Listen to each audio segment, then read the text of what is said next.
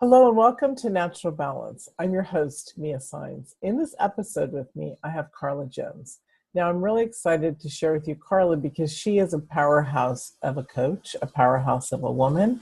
She's a catalyst. Well, she's not a catalyst like cooking people, but she is a change catalyst. She also, one thing that I really love about Carla is if you want accountability and you want growth, she's going to keep on you and she's going to help you shift into that. So she's been many things, like many of us who are entrepreneurs and who we allow our passion to ignite our life.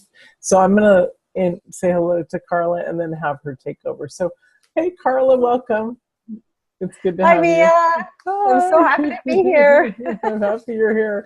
So share with the audience a little bit more about you, because you have this great journey where you became a chef and you had a TV show in Spain, and then you're in Ireland and you're over here and you're over there and you're traveling all over and you're a powerful coach. So share with us a little bit about your background story, because it shows people that they can create whatever they want to create.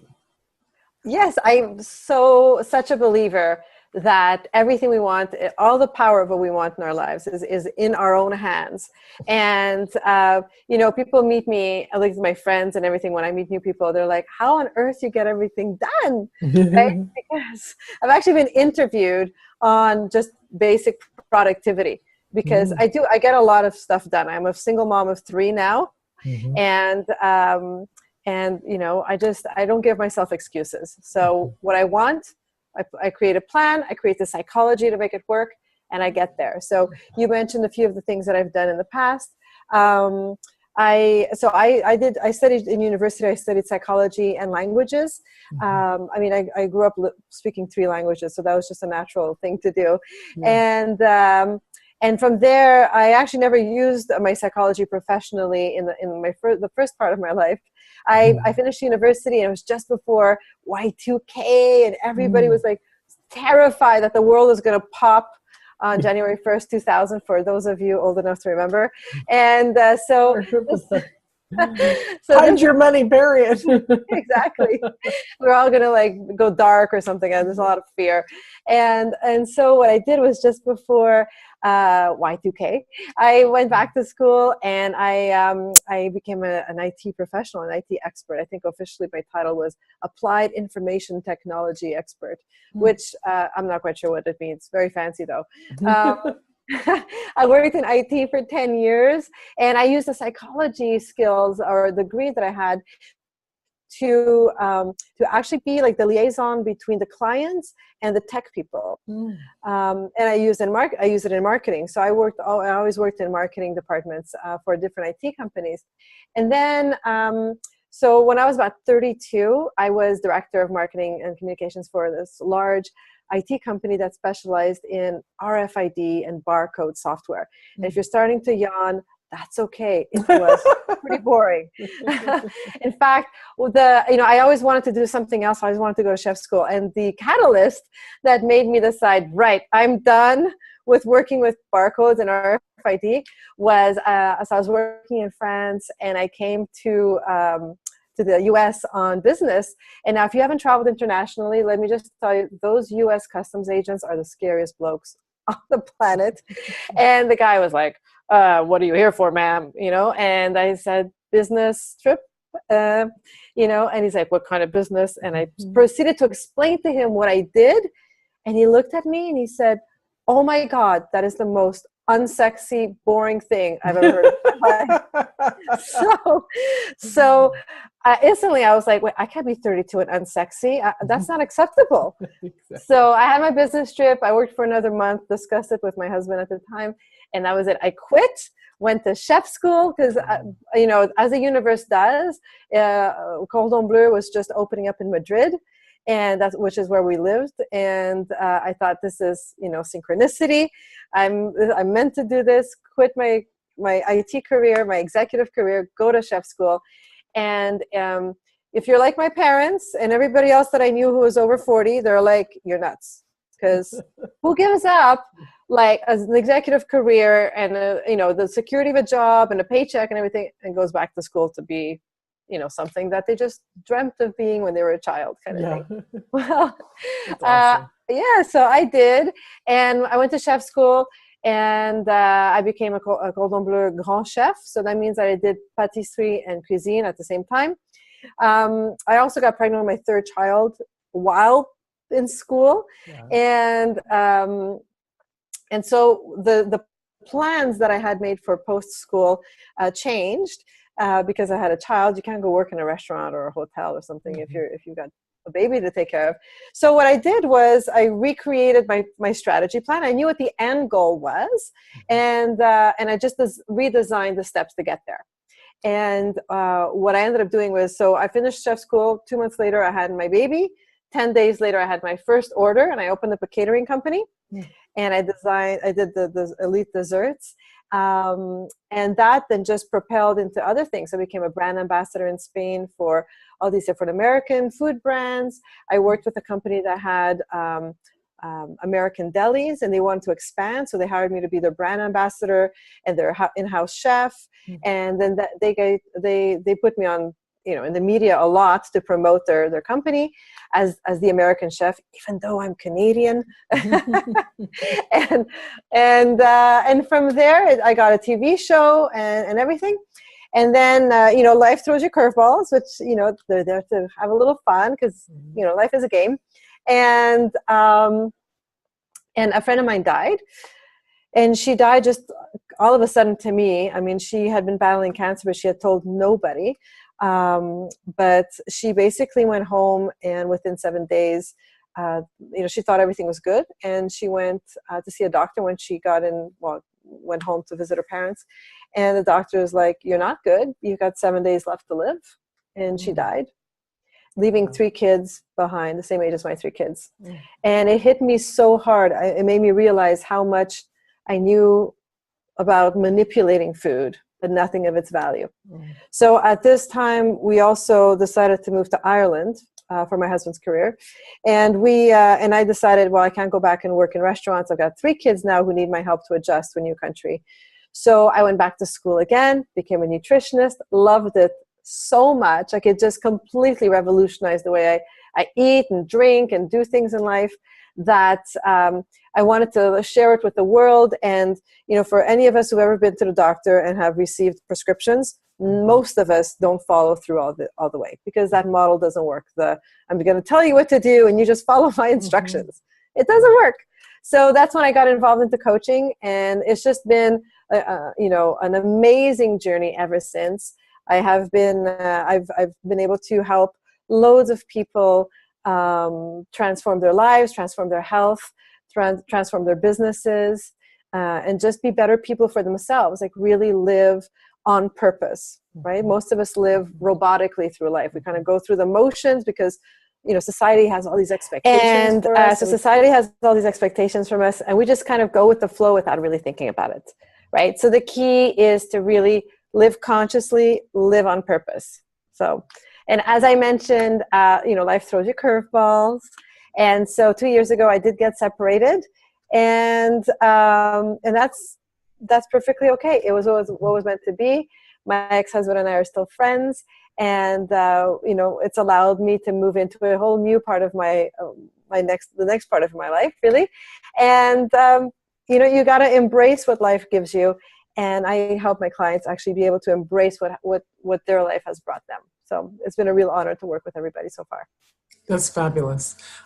Let's talk about what being an accountability coach looks like for someone, or an ultimate results coach, because people want action and they want results.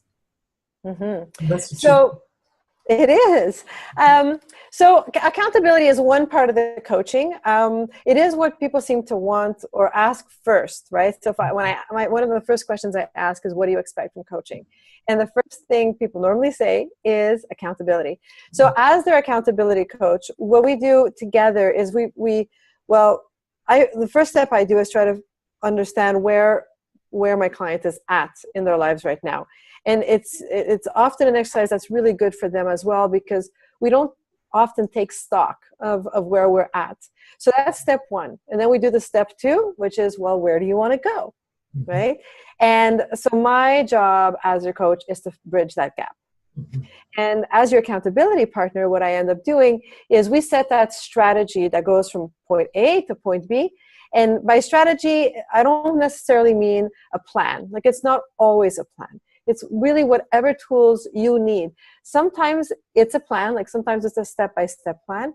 Sometimes it's about creating the psychology that works for you. Sometimes it's about changing your language. Sometimes it's about changing your environment. I mean, a lot of us have people in our lives who are toxic, right?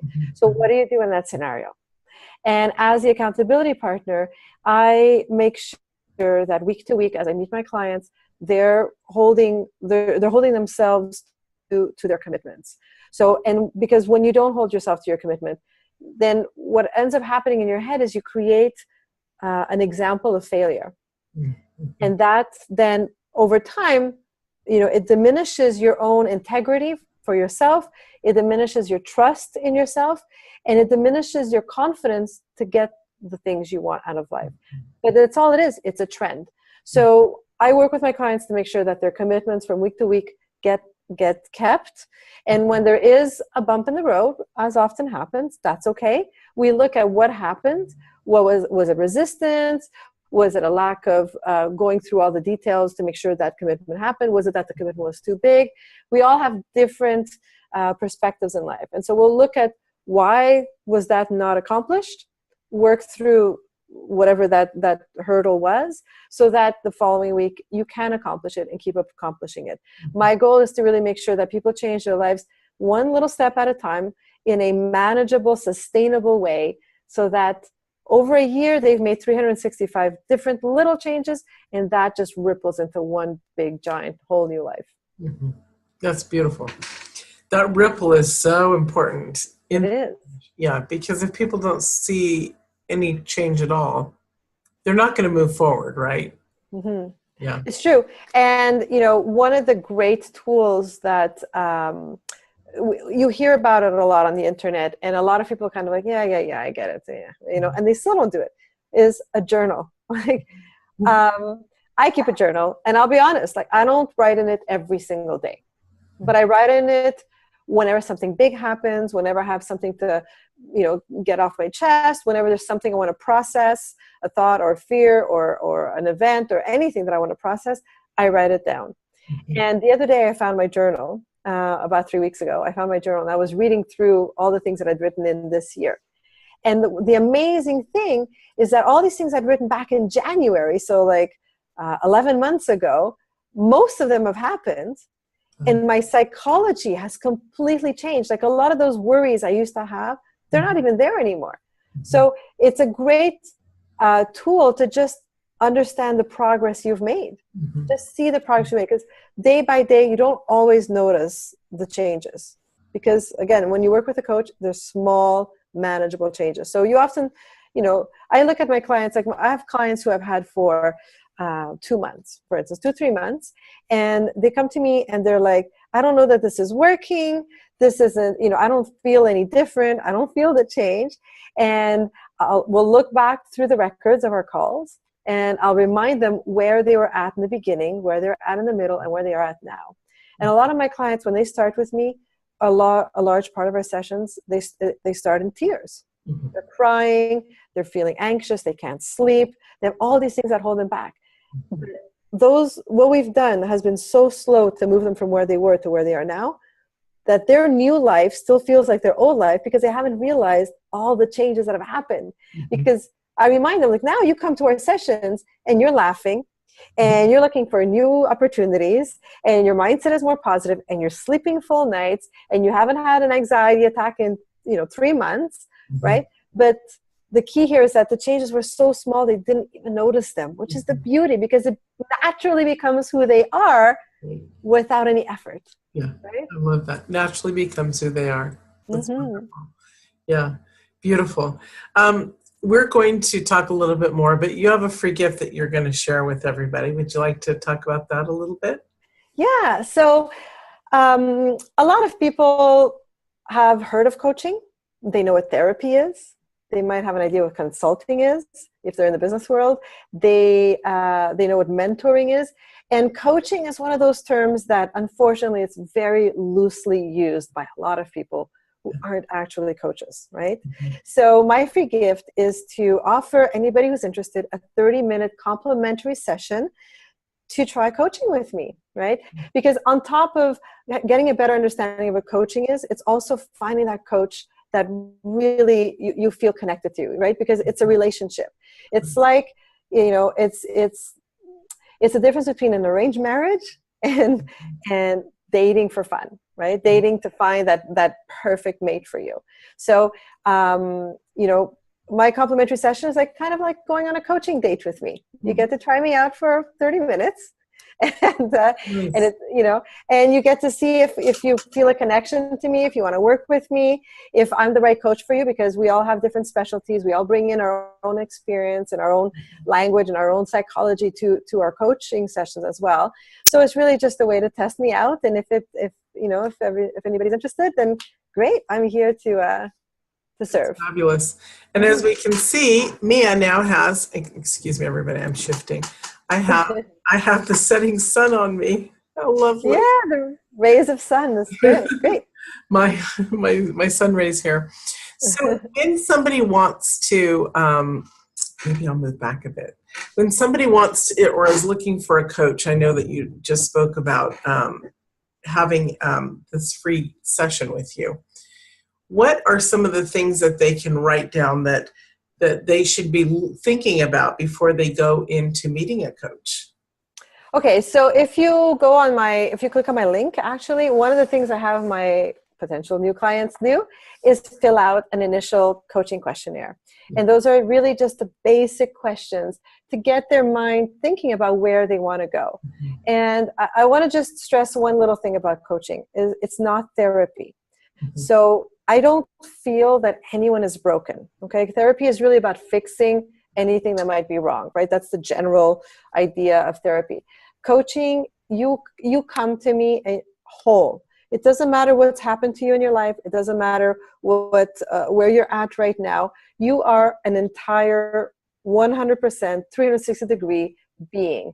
And we don't look at just one little thing. We look at the wholeness of you. Mm-hmm. So that coaching questionnaire that I'll ask you to fill out when you do sign on, it's really to just start to understand who you are. And it's just as beneficial for me as it is for the client, because it allows them to start thinking through their lives. Where are they at and where do they want to go? What is their personal philosophy of life? Yeah. Right? What are some of the things that have happened to them in life that they look negatively on, right? Because that'll give me a lot of information as to how to shift my clients, how to help them. Wonderful. Many people want the help, but they're afraid of what's on the other side of that door type of thing. So I love how you explained it, and that it's not truly therapy. It's shifting it's shifting your greatness into being greater. Exactly. And so one of the things that I always say is that so all those things that we are taught to look down upon, right? Like all the events that have happened in our lives, and they can range from like child abuse to being raped to being diagnosed with cancer.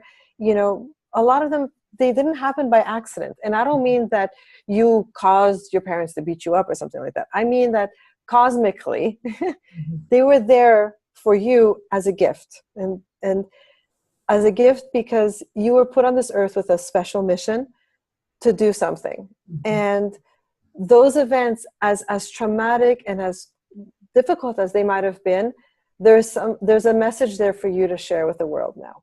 And so, one of the reasons why people have a hard time moving on is because they've been telling themselves a story for so long about what happened that it's become a mantra for them. And so I'll work together with my clients where we work to change that story, to change the psychology, to look for that gift, to look at the trauma as a tool of empowerment, not a weapon of destruction. Beautiful. There really is the ability when you talk the words that you just spoke, saying that you're a change catalyst, it makes sense. Literally it makes sense. So it's beautiful. Excellent. Thank you so much for joining us. It was wonderful to have you. Oh, I'm so happy to be here, Mia. You know I love you. Yes, and I love you too. Yay. And thank you everyone for tuning in for today's episode. And we will see you in another show of Natural Balance.